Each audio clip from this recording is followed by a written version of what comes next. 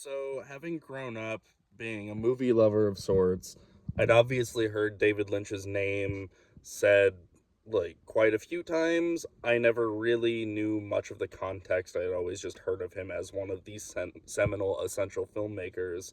Um, it wasn't until I was 18 when an ex of mine actually showed me Eraserhead. We actually went to our local art house cinema, The Loft, and they made me watch it because it's like their favorite movie of all time.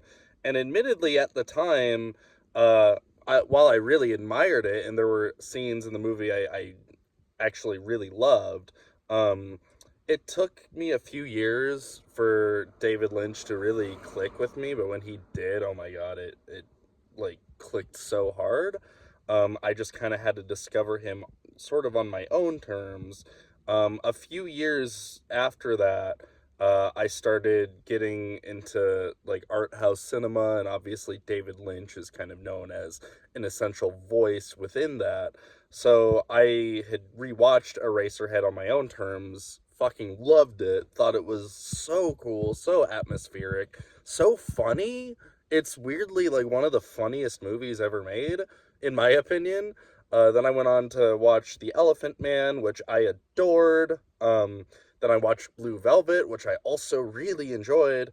Uh, and then I kind of just got into other filmmakers for a bit. I got like super into Gaspar Noé and stuff like that.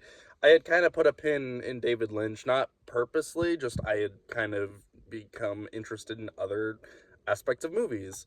Um, but when I was, well, this was actually just like about a year and a half ago, I decided to watch Mulholland Drive for the first time. And it absolutely floored me.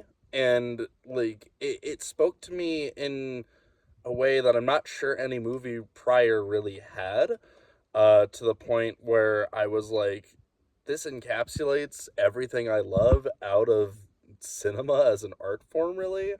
And it was also a strange experience for right afterwards, even though obviously it goes without saying it's a very confusing movie. I didn't have all the answers in my head to everything, but I just felt it so strongly, so emotionally. But like once I started reading theories and stuff online, they just didn't really align with how I felt about the movie. And then really delving further into David Lynch, which I have done since then, I realized that yeah, the point is sort of that you have your own emotional experience with it, and it's not even so much about the answers to everything, and it's certainly not about looking up other interpretations online and whatnot. But after watching Mulholland Drive, I then watched through all of Twin Peaks, fucking fell head over heels in love with it. Um, and yeah, and ever since then, I've gone out of my way to watch all the other movies in his filmography. I've rewatched them as well. Blue Velvet has since become like also one of my all-time favorite movies. But I would say honestly, so Mulholland Drive is my favorite Lynch. Right under that, I would say would be the Twin Peaks movie Fire Walk with Me, which I think is a masterpiece in its own right. Especially just God, the last 5 or so minutes of Fire Walk with Me is it, like really to me captures the essence of Lynch innately that I just kind of described, where you sort of have this transcendent emotional spiritual experience that it's beyond words. It's beautiful beyond words. And I would say like the peak of that would be the Club Silencio scene in Mulholland Drive, where she's singing in Spanish, and I don't understand Spanish personally. And it's funny because I had showed it to my roommate who does speak Spanish, and he had like described to me what the lyrics were. And this was like, I want to say my fourth time watching Mulholland Drive, and I had like felt exactly what those, like I didn't need to know what the words meant to like really feel it. Um, and yeah, that's Lynch in a nutshell. Like he's such a powerful filmmaker in that he really captured the human experience where we obviously don't have all the answers to life itself. We kind of have to make a lot of our own answers, yet we feel things so rich, so innately. And I don't think any other filmmaker has ever captured that. And so just recently, I'd say, is when I really went through my quote unquote David Lynch phase, which I'm still kind of in, which is why this loss has been like such a surreal experience for me. I feel like I'm in a David Lynch movie almost. I don't know how to process it necessarily. But God, I'm kind of at a loss for words, honestly. And as I mentioned, recently is kind of when I've really delved into his work. It's kind of helped me find my adult identity in a lot of ways. And I know that's like a lot to say for it being such a recent revelation or discovery of mine. But it wasn't until recently when I really just started going out of my way to present myself the way that I like, really feel on the inside. And I've been like going out a lot more, and I've made so many new friends as an adult. And I really kind of think a lot of that confidence sparked in my self discovery that I've had through the viewing of the work of David Lynch. And I've made various like friends as an adult since becoming a huge David Lynch fan. And I'd say like that's I'm eternally grateful for that alone, but also he's just kind of not only changed my entire perspective on art itself, but just also the way I've looked at my own art. Um, my most recent short film I made, The Settlement, in many ways is a direct homage to his filmography and his Lynchian style. And I think that much is kind of obvious if you watch it. I mean, he would have never really I would have never really thought to combine the sensibilities of jazz and horror, and that's kind of what I regard The Settlement as like a jazz horror film. That's kind of how I've marketed it and how I've described it to people, or like horror noir, I guess you could call it, to be more professional or to put more technical terms on it that already exist. But no, I mean David Lynch obviously cemented a lot of jazz horror type sensibilities. I mean that's all over Twin Peaks. That's all over stuff like Mulholland Drive and Blue Velvet, especially. Um, but my short film, The Settlement, like when it is my proudest film that I've made for sure, because it's like the only film I've made that really, to me, feels like a true expression of mine, where I really had something to say, and honestly, I really love it. I'm really proud of how it came out. However, it has not been received very well. Most people who watch it have had like very mixed feelings about it, and that's like totally fine. Believe me, I understand why. It's a weird, kind of fucked up movie. But I showed it at a local film festival uh, at the Loft Cinema, and it's called like the Golden Gong First Friday Shorts, where basically anyone can submit a short film. It doesn't have to be approved or anything. And after the 3 minute mark, a little light shines on a gong that's next to the screen, and the audience members can boo the movie off screen if they don't like it by screaming gong.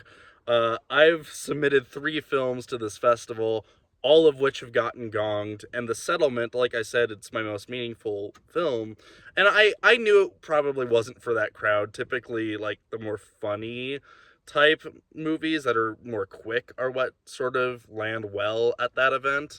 But The Settlement, what surprised me, that got like gonged immediately, so much quicker than anything I'd ever made. And yeah, it just has not clicked with people. And like sort of everyone around me, I guess, seems to have like not fully seen what I see and so like and truly believe in this movie. But what's kind of helped me through it, because that is hard, and I think any artist, like when you like put a true piece of yourself out there, that is like really sharing a vulnerable side of yourself, especially considering what I did in the movie if you've watched it. um so yeah, it goes without saying it's hard, and even though I set myself up for it, it was still kind of like not a great night whenever it got booed off screen. But what's like helped me stay together through that, and what's kind of and the reason I've given this whole overly long anecdote is because it reminded me of David Lynch's response to Twin Peaks Fire Walk with Me, which was like panned by everyone at the time of its release, by both Twin Peaks fans as well as critics and David Lynch fans in general. People seem to really hate it. Even Kyle MacLachlan at the time had very mixed feelings about Fire Walk with Me. Um, However, David Lynch, when asked about it in interviews and stuff, he stuck by saying, you know, I really hope people revisit it in a few years because I really love the film. And like that's really inspiring to me, especially considering now how Firewalk with Me is viewed, and it is like truly one of his most beloved works by his fans. And I certainly think it's like maybe his best work. God, I fucking adore Firewalk with Me. And that kind of made me feel more proud and comfortable with what I made, and it didn't feel like a waste anymore. And I'm still kind of in that creative drive of like I don't necessarily feel like, oh, like I want to give up. No, I want to keep making shit like The Settlement, like the short that I had just made. Despite its reactions, I know I made something honest and true to myself, and David Lynch really gave me that confidence. And it's a confidence I'll carry with me moving forward. Um, but aside from just his work and his perspective, got like he just has such a funny, endearing, really like oddly wholesome personality. Um, and he left behind such like an unkillable legacy. Um, and I will never forget the impact he had on my life. Basically, all I'm trying to do now is spread my love of David Lynch to people who maybe haven't discovered him yet.